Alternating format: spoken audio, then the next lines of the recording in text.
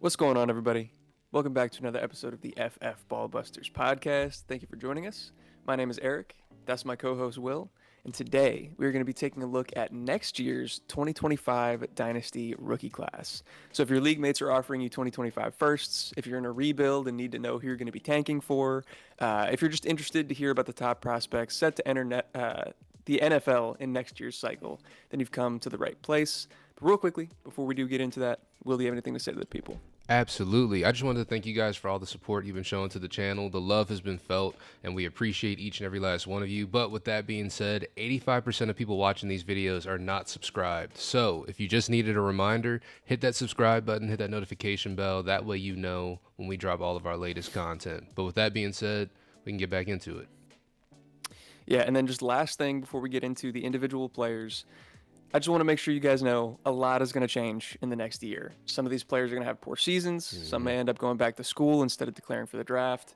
And there are absolutely going to be players that aren't on the list that emerge as top prospects. We're going to do our best to focus our attention just on the cream of the crop guys. So hopefully there won't be too much turnover and these guys stick around the top of people's draft boards next year. But there's going to be a lot of shakeup. So just want to make sure we acknowledge that before we get started. Absolutely. But with that, let's talk about quarterbacks first. I think this is probably debatably the weakest position in the class. Maybe not as bad as the 2022 draft class with Pickett, Ritter, and Willis, but significantly worse than 2023 and 2024. So if you're in a super flex league and you're quarterback needy, you probably want to try to secure one from this year's class or trade for a vet at this point, because none of these guys in this group are even close to a sure thing. Absolutely. Just to list off some names, some of the guys who are up there at the top who we consider right now to be the cream of the crop of this quarterback class. Shedeur Sanders, believe he's the guy with the highest ceiling out of everybody in the class. Of course, son of Deion Sanders out of Colorado. We got Quinn Ewers kind of as the two to Shedeur Sanders one, who we kind of feel like there's kind of a drop off between the two. There's a bit of a difference between them, and especially in terms of Quinn Ewers' consistency. We got Carson Beck as well, another guy that we wanted to say is at the top of this class. And one that's more interesting, someone that's been kind of hailed as, a top prospect since high school, but hasn't really shown it yet in college, Drew Aller. Just somebody who hasn't really quite put it all together yet. We're hoping that with the new system, he can kind of put things together soon, but, kind of stands to be seen with him. But what do you think about this quarterback class? Yeah, I'm a little bit higher on Carson Beck than I think you might be. He's well-rounded. I think he might be the most NFL ready of the group. So he's currently my pick for QB1, but I can definitely see the argument for Shedeur having the higher upside. I think that makes a lot of sense.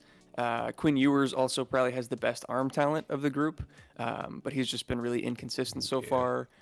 And you were spot on with Drew Aller out of Penn State. He just hasn't really put it together, hasn't really lived up to the hype from his high school recruiting profile. There is going to be a new offensive coordinator in Penn State, so hopefully that changes things. But yeah, there's a lot that has to go right for him to be at the top of this class.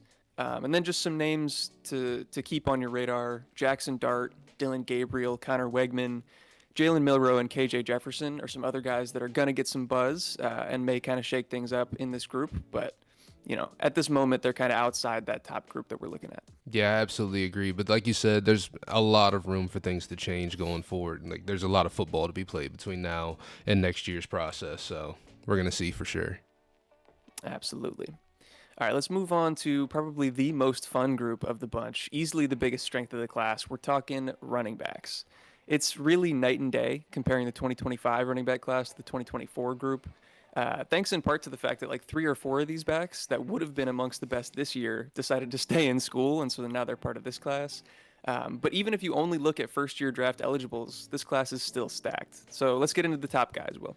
Absolutely. It's like Patrick said, they took last year's running back class and pushed it somewhere else, and it ended up here. So we got some of the top guys out there, of course. We got Trevion Henderson, guy who's been kind of hailed as the RB1 for a little while now, and coming back for another year at Ohio State. He's also joined by another guy we value pretty highly in this draft class with Quinshawn Jenkins, right? Last name Jenkins? Judkins. Sorry about that, guys. Judkins. You're good. It's a crazy last name. But he's also joining him at Ohio State. So we got 2 top guys at the same school. We got Ollie Gordon, and we also have Trevor Etienne, little brother of Travis Etienne, over at Georgia. Just transferred to Georgia, correct? From Florida. So Yes, sir. some guys that we value pretty highly. Trevor Etienne able to make things kind of happen last year, even on a really bad Florida team, really bad offensive line. Ollie Gordon, honestly, one of the top rushers last year. I believe he led the NCAA in rushing yards. He had like 1,700 Yep. yards on the ground. Kind of crazy. And then Hendo, definitely the most well-rounded guy out of this group. So how would you kind of break down this group in terms of how people should be looking forward to this running back class? There's so many names at the top of this class. It's hard to even like say that this is a tier break. I actually have another guy in my top four, top five, Ashton Genty out of Boise State that I don't feel like is getting enough love. I think there's a chance that he gets talked about this time next year in that RB1 conversation. He was PFF's second highest graded rusher this season, third in missed tackles forced, third in elusive rating, and he was also PFF's highest graded running back on pass routes with an astronomical yards per route run of 3.09, Sheesh. which that just a number, but like to put that into context, that number would have been top 15 in the country among wide receivers and was higher than Roma Dunze's yards per route run of 2.93 this year. So he's the total package. I really liked what I saw from his tape. You mentioned Ollie Gordon, leading rusher in all of NCAA football. I think he's going to look great. It's going to be crazy to have Travion and Quinshawn in the same backfield, like the Yeah. consensus top two running backs in the country, both running for Ohio State. We'll have to see how that shakes out. And then guys like Raheem Rocket Sanders, who's transferring to South Carolina from Arkansas, Nick Singleton at Penn State, Devin Neal, Kansas. You mentioned Trevor Etienne, Amarion Hampton at UNC, Katron Allen at Penn State, Jordan James out of Oregon. Jordan James was actually the highest ranked rusher by PFF grades on the entire year last year. And then even more guys like Donovan Edwards, Taj Brooks, Damian Martinez, Jaden Ott, DJ Giddens. Like this class is loaded, and I can't wait to see what they look like next year. Absolutely. Like, this is going to be a really fun running back class. I'm glad we kind of got back to it. This year, not so great. So if you're looking for running backs, you're looking forward to that. Next year is the year you kind of want to buy in on first round picks for sure, because there's going to be some great guys coming out of there. Absolutely. And last thing on this position, the running back position in college football does seem to be the most impacted by these NIL deals. We're seeing more and more draft eligible running backs return to school than we ever have. But even if, half this class or a third of this class goes back to school, I think it's still going to be a phenomenal group. So it's definitely something worth investing in, like Will said, if you're looking for running backs next year. Absolutely. All right, so let's go to the wide receiver position. I do think it's top heavy, but not really that deep at this point. And not top heavy the way that it is this year. Like there's no Marvin Harrison Juniors, and I don't even think they're like Malik Neighbors type talents in this class, although it's close. But those guys also don't come around very often, so that makes sense. As of now, I see this class kind of panning out similarly to 2022, where there's like three or four names that are well above the rest, and that's kind of about it. So with that, who are your top names in this group? So top names I've got out of this group, I've got Luther Burden. He's one of the top guys for me out of Missouri. We got Isaiah Bond out of Alabama. Mecca Egbuka, obviously we've been talking about him for a little while out of Ohio State. And a guy whose name I'm probably going to mess up a lot, Tetaroa, we believe it's Tetaroa McMillan out of Arizona. But just to give a little tidbit on each of them, Luther Burden, he measures in at 5'11", 208, but he plays a lot bigger than that. He's one of those guys who's great after the catch. He put up 1,200 yards last season on 86 catches, so someone who was highly involved in his offense as well, kind of showing that he could handle volume, handle playing on the outside at 5'11". Like I said, he plays like he's a menace out there, honestly. You got Isaiah Bond out of Alabama. He's one of those guys with great straight line speed. He's 19 years old as well, so he's a young guy. Just looking forward to him being one of those guys who can take a step up this year. It's kind of really weird to rank any Alabama wide receiver with the way that offense kind of ran last year and Jalen Milroe and his style of play. So it was really hard to evaluate those guys, but Isaiah Bond, someone I'm looking forward to taking a step up. Mecca Egbuka is a guy we've been talking about for a while in terms of being a great slot receiver. He doesn't really play everywhere on the field, or at least he's not super effective everywhere on the field, but when it comes to playing in the slot, he's one of the best at it, and he's someone who could make an immediate impact at the NFL level. And Tetaroa McMillan, he's already one of the best wide receivers to play at Arizona. I believe last year he just came like 20 yards short of breaking the school record for receiving yards, so he's definitely one of those guys who He's similar to like Marvin Harrison and like a Romo Dunze when it comes to contested catch ability. He's really good at it. He's good at making plays, and he just plays kind of big and physical. So it's good. This is a pretty well-rounded class in terms of the different things that all these guys can provide for you. But like Eric Yeah. said, there's no one guy who's really good at everything. So it's kind of what it is you value in a player. You got to take the time to look into these guys and realize what it is you want in fantasy, to be honest with you. Yeah, I couldn't agree more. In terms of my top group, I had Isaiah Bond a little bit lower. He was in my kind of honorable mention area, although I do love the talent, and I think maybe in a different offense, you mentioned the quarterback play, he would have been able to shine more. And a guy that I did have up there was Evan Stewart, who was at Yes. Texas A&M and M and is now transferring to Oregon. But in terms of the guys that you mentioned already, Luther Burden, comfortably my wide receiver one in the group right now. He was third in the country in PFF receiving grade, only behind Malik Neighbors and Malik Washington. You mentioned he was good after the catch, third in total yak in the Yeah. country, so he was great in a lot of categories. Tetaroa McMillan, 6'5", 205. You mentioned the size. He outproduced Jacob Cowing this year as a true sophomore. Jacob Cowing heading to the NFL as a fifth year senior. So, impressive that he was able to take over the alpha role there. Evan Stewart, he's had a little bit more of a roller coaster ride, just being at Texas A&M.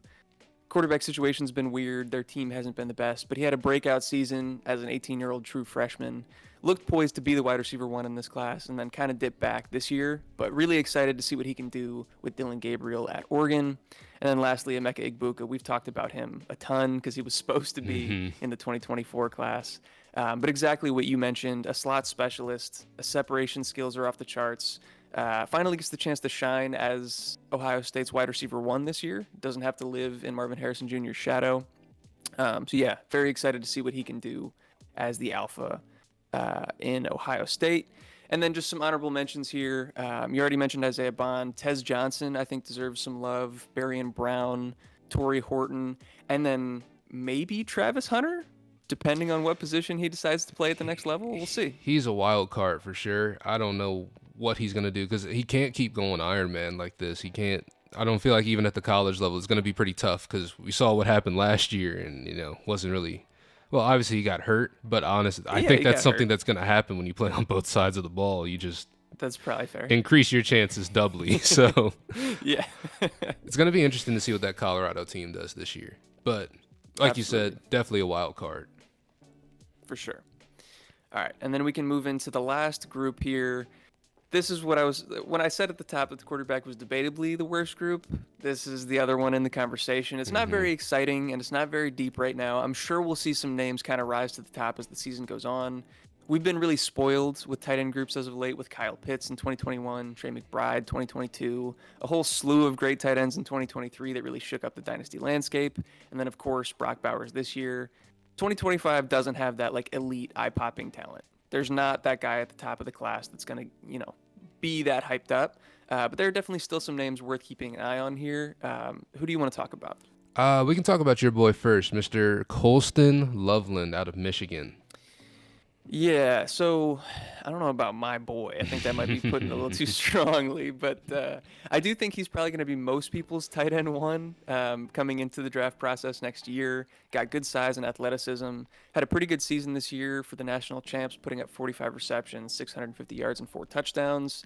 Again, nothing eye popping, but he was really solid all year and was kind of like the second or third option there at Michigan as a true sophomore. So I think, unless I might be wrong about that, I got to check to see if he's already a junior. But yeah, I like the physical profile and not a terrible statistical profile either. I agree. I don't really have too much to say. Like you said, this draft class for tight ends isn't great in terms of just, I guess, the resumes like we have seen in past years.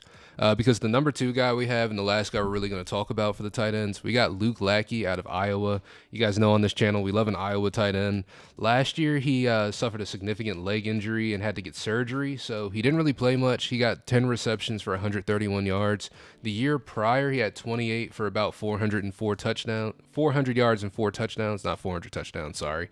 Um, So he's shown potential. The frame is great. He's like 6'6", 250, so really good frame as well. We're just hoping that this year, he comes back from that leg injury and he does show, kind of tight end that he can provide.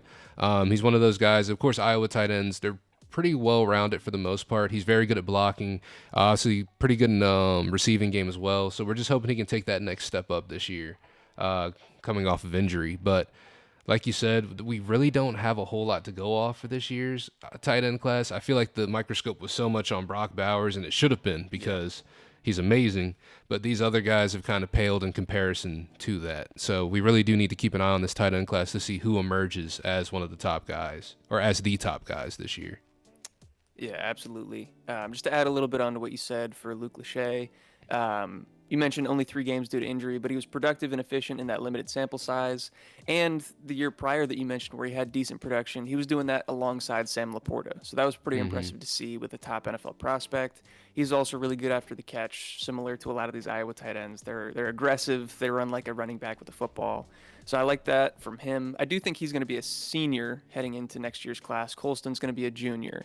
So just important to note that. Yes. And then a couple other guys that should maybe be on your radar. We'll see if that's still the case come next year.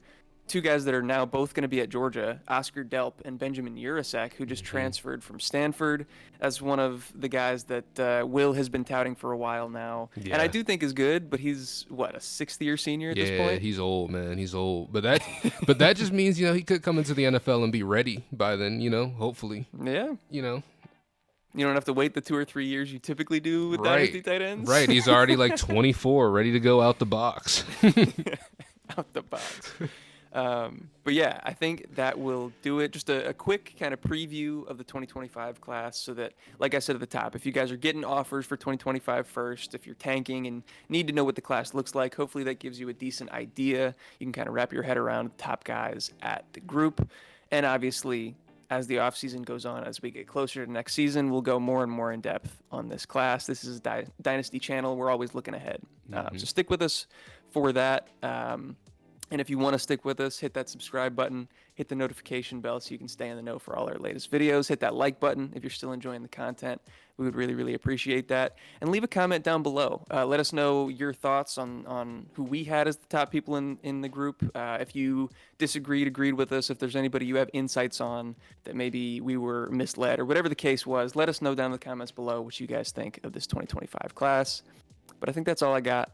Will, you want to take us out here? Yeah, make sure you guys check out all those links down in the description below. Check out the link to our Discord. Join that community. We talk fantasy football in there every single day. So if you want to join that conversation, definitely hit that button. I believe they're trying to start up a Dynasty League in there. There's some orphan squads as well. So if you're looking to get into Dynasty football and you're looking for a league and some great guys to play with, join the Discord.